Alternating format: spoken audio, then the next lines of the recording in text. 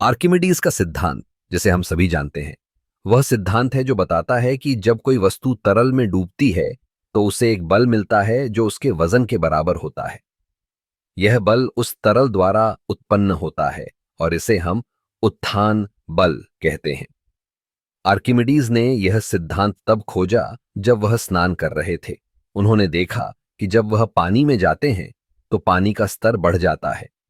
इस अनुभव ने उन्हें यह सोचने पर मजबूर किया कि क्या यह सिद्धांत अन्य वस्तुओं पर भी लागू होता है। आर्किमिडीज का सिद्धांत हमें बताता है कि किसी वस्तु का उत्थान बल उस तरल के घनत्व और उस वस्तु के द्वारा विस्थापित किए गए तरल के वॉल्यूम पर निर्भर करता है।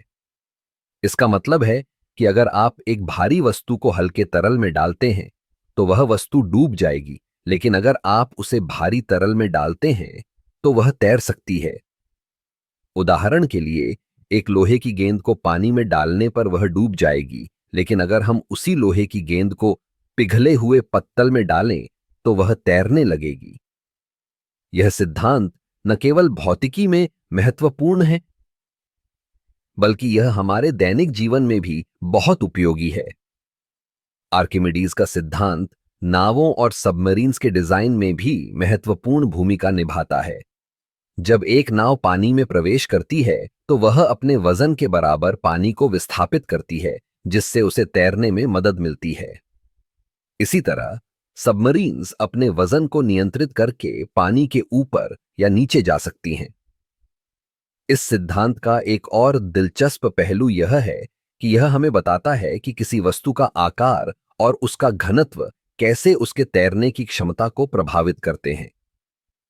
अगर आप एक बड़े और हल्के बोट को देखते हैं तो वह आसानी से तैरता है, जबकि एक छोटे और भारी बोट को डूबने में कोई कठिनाई नहीं होती। आर्किमिडीज का सिद्धांत न केवल विज्ञान में बल्कि इंजीनियरिंग, आर्किटेक्चर और यहां तक कि खेलों में भी लागू होता है।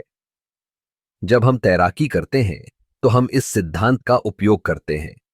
तैराकों को अपने शरीर के आकार और स्थिति को सही ढंग से समायोजित करना होता है ताकि वे पानी में कम से कम प्रतिरोध का सामना करें। इस प्रकार आर्किमिडीज का सिद्धांत न केवल एक वैज्ञानिक सिद्धांत है, बल्कि यह हमारे जीवन के विभिन्न पहलुओं को समझने में भी मदद करता है। यह सिद्धांत हमें यह सिखाता है कि कैसे हम अपने चारों ओर की दुनिया को बेहतर ढंग से समझ सकते हैं और उसका उपयोग कर सकते हैं।